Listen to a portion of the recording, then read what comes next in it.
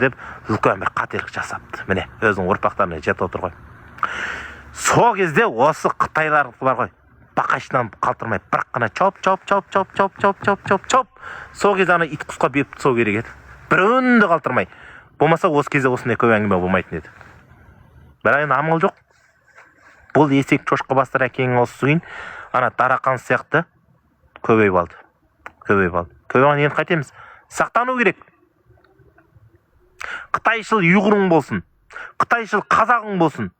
Қытайшыл қырғыз болсын. Қазір мына 90 жыл, 2000 жылдан кейін туылғандар өте-мөте Қытайшыл болып бара жатыр.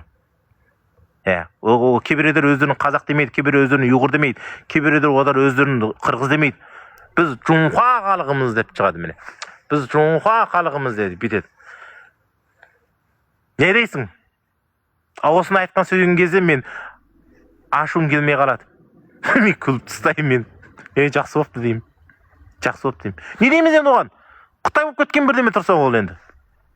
Оның қызы Қытайға тиеді, оның ұлы тағы бір Қытайды алады. Соң ең соңында, ең артында, ана жекелік куәлігінде удостоверениясінде қазақ деп жазады. Соң кейін Қытайдар сол өзінің мазақтаған кезде, сен қазақ болсаң, сен қазақша тіліңді бір сөйлеш дейді. Мен қытайша оқығам, қазақша білмеймін. Үйтеді дейді. Ондай болса сендерде немене мәдениет нәрселерің бар десе. Сенде домбыра бар еді ғой десе. Домбыра бар. Мәне менде домбыра бар, сен бір чертіп көрші деп. Міне, мынандай қорлайтындар болады енді. Асықпасақ көреміз енді. Сондай видеоларда шығады енді. Жидан деме, кім мен саған айтайын? Әкел қазақ па? Жидан деме. Не дейді? 别极端兄弟，曾经也许没人比你为共产党卖命的，你是本来有很多种选择的дейді.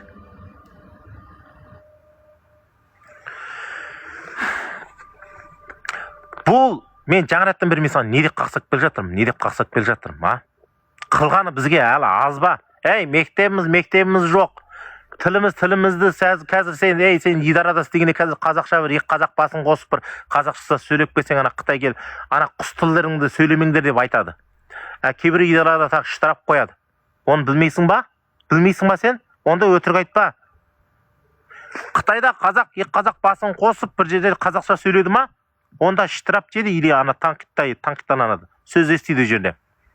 Сен қазақша тіл сөйлеме, жерде гойюче сөйле. Гойю деген сол Қытай тілі сол. Мемлекеттік тілге Қытай тілі сол. Оқсас. Мен не үшін бұл коммунистке кірдім? Айтайын ба? Мен сол кезде коммунистқа сендім. Бірақ мен коммунистке кіруім, ол кезде мен балам кейін өкіметке істейтін кезде деп осындай ойлаған мен. Соның үшін балам үшін мен коммунистке кіріп алайын дедім. Мен ол кезде коммунистке вейдады коммунизм бәнсөй деп бүйтіп қойып, мен шын ділім мен коммунистті сүймедім мен. Маған да пайда керек. Мен коммунист болсам, партия азасы болсам, ол кезде соң кейін не дейді мұналай қаматшытен дейді. Ана сер бір-екі сөзіңді дұрыстап сөйле. Мен коммунист партиясы болған себебім сол партиясы болбасам, мені ана үйреніске апармайды. Бұдан сақтанам. Бір рет үйіме келіп тексеретін одан бір аман қалдым. Одан да қалдым. Басқалардың үйіне бір рет шөтшуға барады, бір рет милицияға барады, или үйдеріне келеді.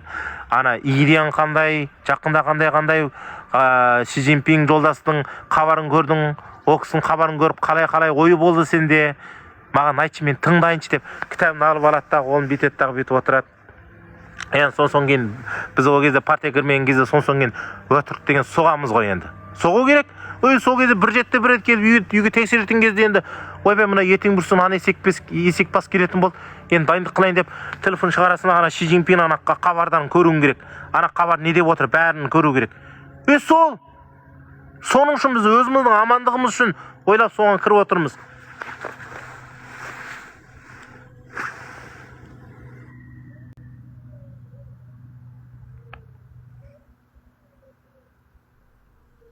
Ондай болсаң, жарайды, онда сен де лагерге барсың. Лагерге барған болсаң, ондай болса сен, онда мен сияқты тікелей эфирімді ашып соң неге айтпайсың? Басыңнан қандай күн өтті? Бұл Қытайдар саған не істеді? Күннен таңертеңнен кеш батқанша саған немене жұмыс етеді? Қасындағы ана ұйғырларды қалай ұрды, қалай боқтады, қалай қорлады? Қасында қанша қазақтар бар, қанша өзбек, қырғыз бар? Олар қайтты, тамақтар қалай, таңертеңде не береді, түсте не береді, кешке не береді? Соның бәрін неге айтпайсың? Мынадай өзіңде бір тікелей эфирімді ашып тастап, неге сөйлемейсің? Айтшы, сөйлемейсің. Қытайда менің ағам бар жоқ емес, Қытайда менің бауырым бар жоқ емес. Туған ағам бар, туған бауырым бар. Не үшін? Мен де аузымды жұмып отырсам, бұл ақиқатты кім айтады? Бұл Қытай сол осы ажыз жерімізді ұстап алып, соң кейін соның көп адамдар немене, ана Қытайда туысым бар, сөйлемеймін деп. Ол сылтау. Ол өзінің ана бастан өткен жұмысты айтайын ба, айтпайын ба деген осыны тұра міне жерде маған ержан қылып отыр екен. Бол. Сен айтайын ба, айтпайын ба өзің ниетіңе байланысты бол. Жарайсың бауырым. Рахмет. Соның үшін мен айтып отырмын, мен осы бастан айтып отырмын ғой. Болып отырса, шамаң жетіп отырса, ең жақсысы тікелей эфирімге шық. Тікелей эфирімге шықпасаң да жасырымша өзіңнің жағдайыңды или мен сияқты теріс қарап, мынады өзің түсіндіріп, мен бүгін сіздерге қарасам болмайды, Қытайда туысым бар, бүгін сіздерге жұмысты айтамын, мен басымнан өтті деп. Бестен де болады ғой. Бір қазақша сөйлесең бәрі түсінеді ғой. Менің қазақшамды омып тұрман, менің қазақшамды жырғап тұрған жоқ. Мен де міне Қазақстанға 1,5 жыл келіп, 1,5 жылдың ішінде қалың қазақтың арасында өсіп, қарапайым қазақтың арасында өсіп, ауылда өсіп, 1,5 жыл өмір сүріп, дардай менің қазақша тілім көтеріліп қалды. Содан кейін міне әзір сыртқа шықсам да TikTok'та ашам, Сережан ағаның видеосы, көбінше сол кісіні көремін. Ол кісінің шіркін, ол кісінің қазақша тілі, ол кісінің тілін Құдай сүйіп кеткен ғой, негізі. Құдай сүйіп кеткен ғой, беріпті ғой кісіге тіл дегенді беріпті. Сол кісіден тілді үйренемін ғой. Кей кезде өз баламнан үйренемін ғой, менің балам Қазақстанда 1,5 жыл мектеп оқыды ғой. Әуезов мектепте оқыды. Балам, мына не мағынасы деп сұрайын мен. Ой, әкем, мынандай өзінің амалымен маған түсіндіріп береді. Сол өстіп ақырын үйреніп келе жатырмын. Енді кешеде, бүгінде де әпекелер айтып отыр ғой, Қизат, сенің қазақша тілің немене, сен өзің жақсы айта алмаймын деп айтасың, бірақ енді өзің шамаң жеткенше айта бер, сөйлей бер, іштен кетпей барған сайын жақсы болады дейді. Жарайды деп, мен соң үшін менде қазір енді кейбір енді Қытайдың неменесі айтатын сөздері болады, соны енді миымнен бірінші қазақшаға аударып тастап, соны сөйлеп отырмын ғой.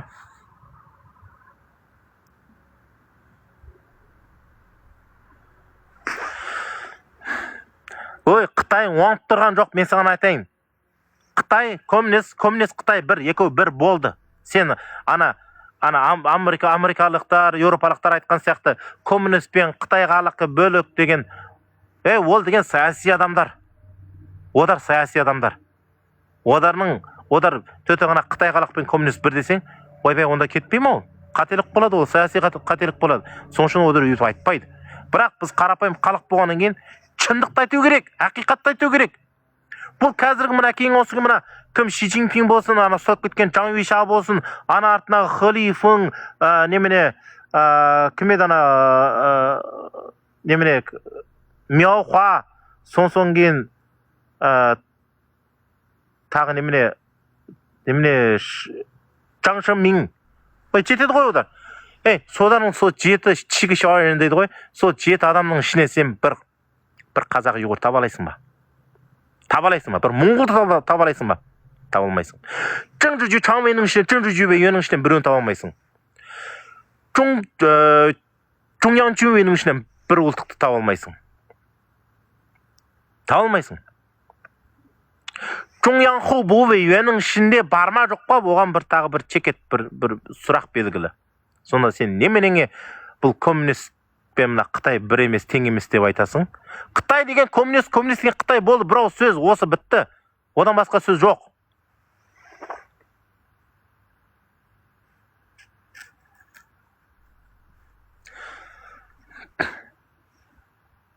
Одар иттері, күшіктері. Одар ертең бүрсүгүнү бар ғой. Одар ол сен жаңа айтқан анадарды, ана лагерге қамағандарды, одарды көбінесе асықпа. Одарда ертең бүрсүгүнү мүмкін 1-2 жылдан кейін, 3-4 жылдан кейін одарды орнынан түсіреді, сосын одардың өзін қамап тастайды. Менің естігенімде Фуканда қазір 7-8 сақшылар сол жылы ана концлагерге қамап апаратын солар қазір кетті. Одарды Чинживенти деп.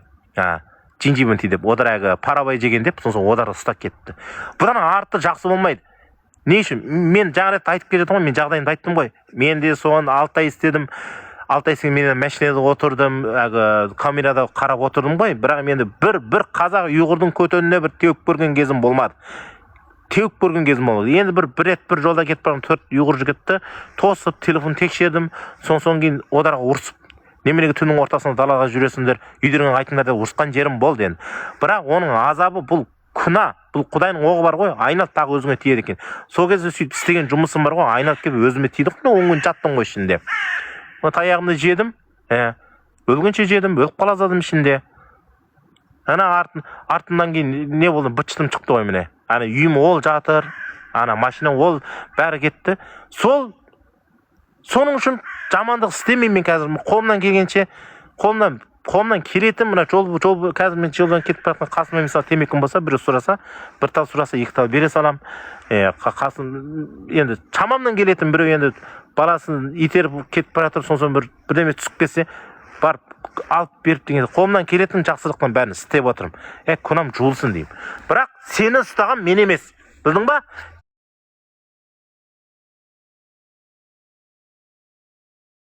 Сың ба?